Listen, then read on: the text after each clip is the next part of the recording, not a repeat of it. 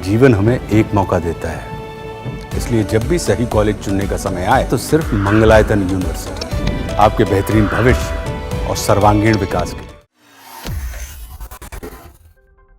मुंबई हमले के मास्टरमाइंड तहव्वुर राणा को प्रत्यर्पित कर भारत लाए जाने के बाद एक तरफ तो कांग्रेस श्रेय लेने की होड़ में जुटी है, लेकिन विपक्षी दलों और नेताओं का रुख सवाल भी खड़ा करता है।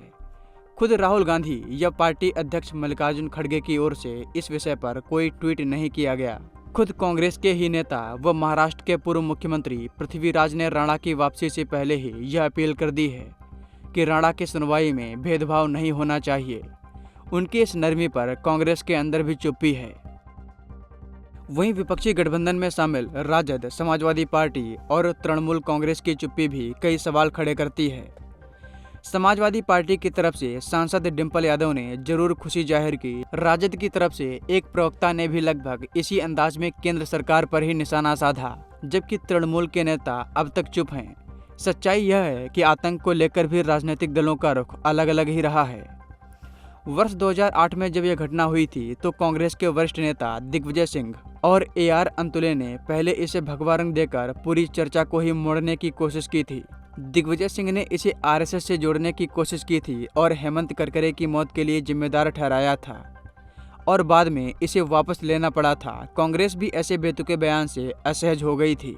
बाद के वर्षों में विकीलीक्स केबल में अमेरिकी राजनयिकों ने कांग्रेस नेताओं के इस रुख को घोर राजनीतिक अवसरवादिता करार दिया था। अब पूर्व मुख्यमंत्री P. चिदंबरम जरूर यह बताने की कोशिश कर रहे हैं कि उनकी सरकार के कारण तहव्वुर राणा का प्रत्यर्पण हो रहा है, लेकिन सच्चाई यह भी है कि 2011 में अमेरिकी कोर्ट ने राणा को मुंबई हमले के मामले में निर्दोष करार दिया था। केवल कोपेनहेगन मामले में LET को मटेरियल सप्लाई के मामले में दोषी पाया गया था।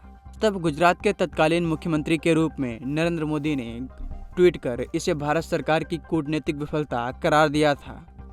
2020 में भारत सरकार की ओर से फिर से कवायद हुई थी। बाद में कुछ अन्य सबूत पेश किए जाने के बाद राणा का प्रत्यर्पण संभव हुआ।